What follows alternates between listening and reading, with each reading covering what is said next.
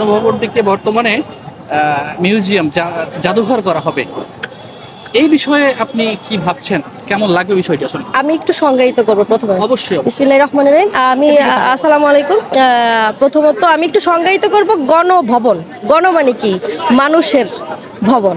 তো সেক্ষেত্রে এই গণভবনটি ছিল প্রত্যেকটা মানুষের জন্য একটা উন্মুক্ত একটা স্থান। সেটা এতদিন বিগত দিনে শুধু স্বৈরাচার না, এর আগে যারা ছিলেন সবাই তাদের ব্যক্তিগত কাজে এটা আপনার ব্যবহার করেছেন। সো এই ক্ষেত্রে যেই এখন আপনার উদ্যোগটা নেওয়া হয়েছে যে গণভবনকে জাদুঘর হিসেবে, জাতীয় জাদুঘর হিসেবে একটা সম্মাননা দেওয়া, সেক্ষেত্রে আমি মনে করি এটা যুক্তিসঙ্গত। কারণ যেটা জনগণের, সেটা জনগণের থাকাটাই শ্রেয়। সম্প্রতি ভারত বিরোধী অনেক কথা আসতেছে, ভারত আমাদের শত্রু না বন্ধু, এই বিষয়টাকে আপনি কিভাবে দেখেন? আসলে আমরা যখন একটা দেশে বাস করি তখন প্রথমত আমি আমার ঘর দিয়ে বলি, যখন আমি ঘরে বাস করব তখন আমার প্রতিবেশী হতে হবে আমার জন্য সবচেয়ে সুইটেবল একজন, বন্ধুত্বপূর্ণ একটা আচরণ একটা আমাকে শো করতে হবে, আমিও তার প্রতি সেভাবে আচরণ শো করব। তো বিগত দিনে আমরা যে জিনিসটা দেখে আসছি, আমাদের সাথে কিন্তু ভারত বন্ধুত্বপূর্ণ আচরণ করেনি, কিন্তু আমরা করে গেছি। সেটা সরকারের পক্ষ থেকে কীভাবে করেছে বিগত দিনে সেটা আমার জানার প্রয়োজন না, বাট আমি আমার ব্যক্তিগত দিক থেকে বলবো যে আমার যেই হিন্দু ভাইরা ছিল, ইন্ডিয়া তো আমাদের অনেকের ফ্রেন্ড থাকে, তো সেক্ষেত্রে কিন্তু আমি ওর জন্য বৈষম্যর সৃষ্টি করি নাই, কিন্তু ওরা আমাদের জন্য বৈষম্যের একটা জায়গা সৃষ্টি করেছে। সো সেক্ষেত্রে আমি মনে করি তারা যদি আমাদের জন্য বন্ধুত্বপূর্ণ আচরণ নিয়ে আসে তাহলে আলহামদুলিল্লাহ আমরা অ্যাকসেপ্ট করব। আর যদি এটা আমাদেরকে বুক দেখানোর ক্ষেত্রের দিকে যদি তারা আমাদেরকে পিঠ দেখায়, তাহলে আমাদেরও উচিত সেই পিঠটাকে ঘুরিয়ে দিয়ে আমাদের বুকটা পেতে সেই জবাবটা দেওয়া উচিত। জাতীয় সঙ্গীত পরিবর্তনের আভাস দিচ্ছে অনেকেই, আপনার মতামত কি?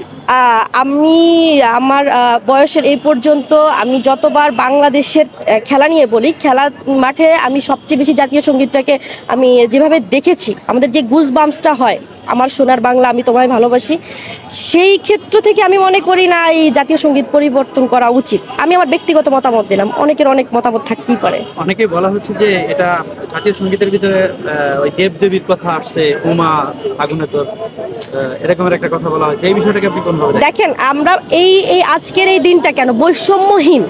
তো দেব দেবী, হিন্দু মুসলিম আপনার বৌদ্ধ খ্রিস্টান নিয়ে বাংলাদেশ, তো সেক্ষেত্রে জাতীয় সঙ্গীতটাতে দেব দেবী এতদিন তো আমরা সেটা বলেই আসছি। একজন মুসলিমও যখন জাতীয় সঙ্গীত গাচ্ছে তখন সেখানে দেব দেবীর কথা তারা উচ্চারণ করছে, আমরাও করছি। তো সেক্ষেত্রে আমার মনে হয় না এটা বড় একটা বাধা হয়ে দাঁড়াবে। এটা আমার মনে হয় জাতীয় সঙ্গীতটা আমাদের জাতীয় সঙ্গীতের মতোই থাকা উচিত, এটা পরিবর্তনের কোনো আমি মনে করি না কোনো কারণ আছে। নতুন বাংলাদেশকে কোথায় দেখতে চান? নতুন বাংলাদেশকে আসলে আমার চাওয়া হিসেবে একজন দেশের নাগরিক হিসেবে তো দেশে বিশ্বের সর্বোচ্চ পর্যায়ে দেখতে চাই। তো সেক্ষেত্রে একটু সময় আমাদের লাগবে।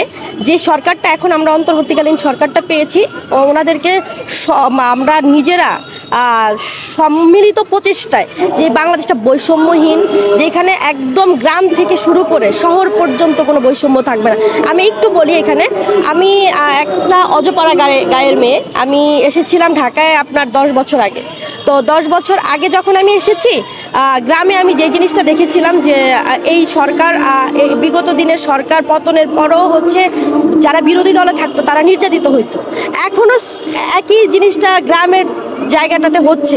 তো গ্রামের এই বৈষম্যটা আমি মনে করি দূর করা উচিত। আমরা বৈষম্যহীন একটা সুন্দর সুশৃঙ্খল এবং বেকার মুক্ত বাংলাদেশ দেখতে চাই।